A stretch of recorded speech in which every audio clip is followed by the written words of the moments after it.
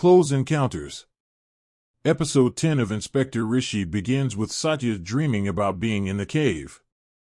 The dead Kanagar villagers feed him something and Vanarachi, the forest demon, climbs out of the pit.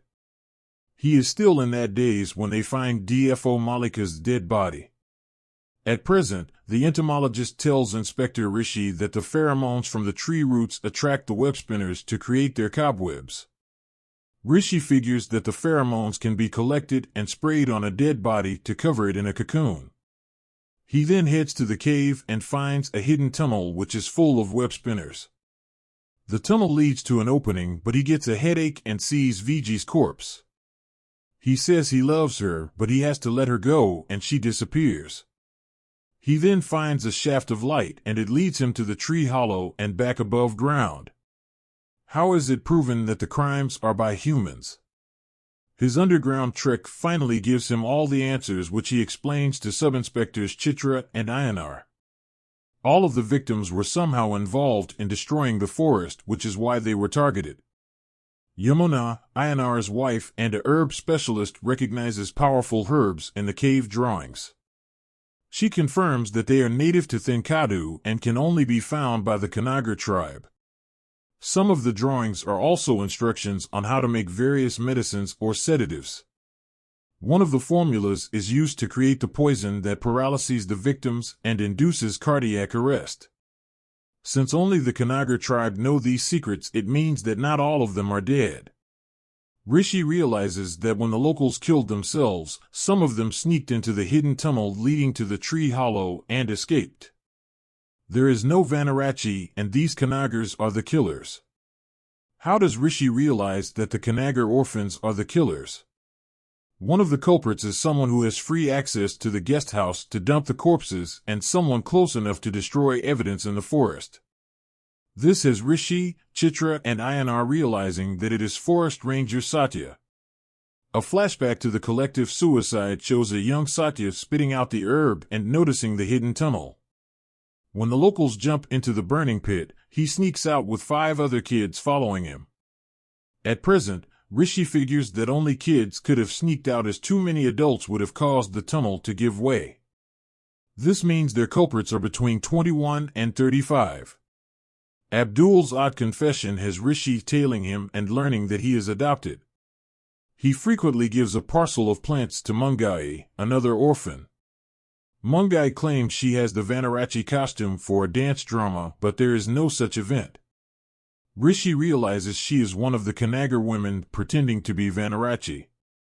To get her out of custody, the other Kanagar woman pretends to be Vanarachi to solidify her defense.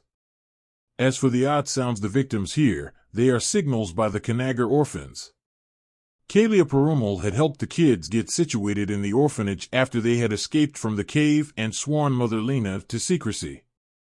He kept it a secret so the tribe's sacrifice wouldn't be considered meaningless and the kids wouldn't be hounded by the press. The kids get adopted one by one except Kathy, and Lena takes her in. Kathy is known for her herbal teas, which can help migraines, and Rishi realizes he started hallucinating Viji after he had her tea. Who is the next target? To confirm their suspicions, the trio look for Abdul and Mungai, but they are missing. Abdul's phone leads them to their storage room, where a poisonous cylinder is missing. They correctly guess that the Kanagar orphans want to stop the mining in the forest by killing the miners. 20 miners are working underground when the trio show up at the mouth of the mine. The miners see a Vanarachi figure before the ceiling gives way and they are blocked. Chitra and Ayanar try to clear the rocks while Rishi looks for another way. Why do the Kanagar orphans turn into killers? Just as Rishi sees a Vanarachi figure, Kathy sprays him with the poison and he is paralyzed. Satya and the remaining Kanagar orphans join her, Rathanam and Abdul, and Tulsi and Mungai in Vanarachi costumes. Satya claims that their mission is to save the forest and there is no other way. A flashback to 4 years ago shows Satya being transferred back to Thenkadu. However, he is upset to learn that the new DFO, Malika, takes bribes and turns a blind eye to illegal activities in the forest. He goes to Kathy, and one by one, all the Kanagar orphans reunite and decide to protect the forest on their own. Rishi tries to reason that the miners are innocent, but Satya and Kathy simply let the web spinners loose on him. What happens in the showdown with the Kanagar orphans?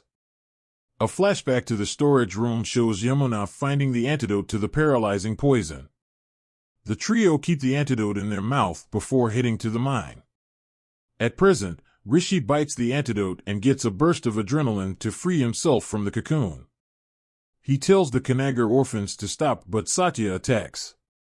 Chitra and Ayanar join the fray as they hear gunshots, but the orphans put up a fight. Chitra finds her gun, and by then backup arrives. Unfortunately, a pipe impales Satya and he dies. The miners are rescued and the rest of the Kanagar orphans are arrested. Is the Vanarachi real? The trio realized that Bala the truck driver died a year before Satya came back to Thenkadu, which means the Kanagar orphans didn't kill him.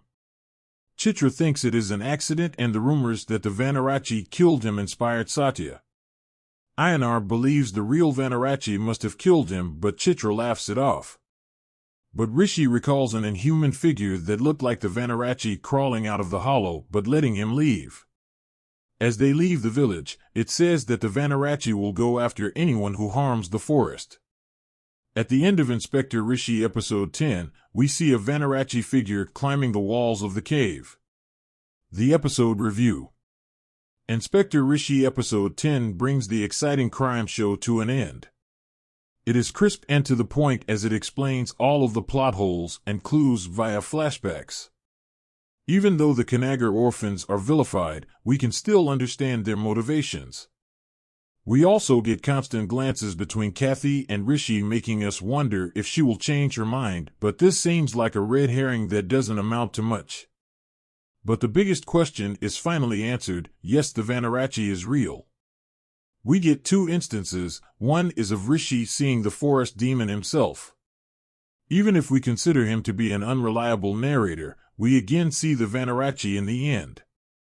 But despite her presence, it doesn't take away the fact that paranormal murders were orchestrated by humans, and so, in the end, it seems Rishi was right after all.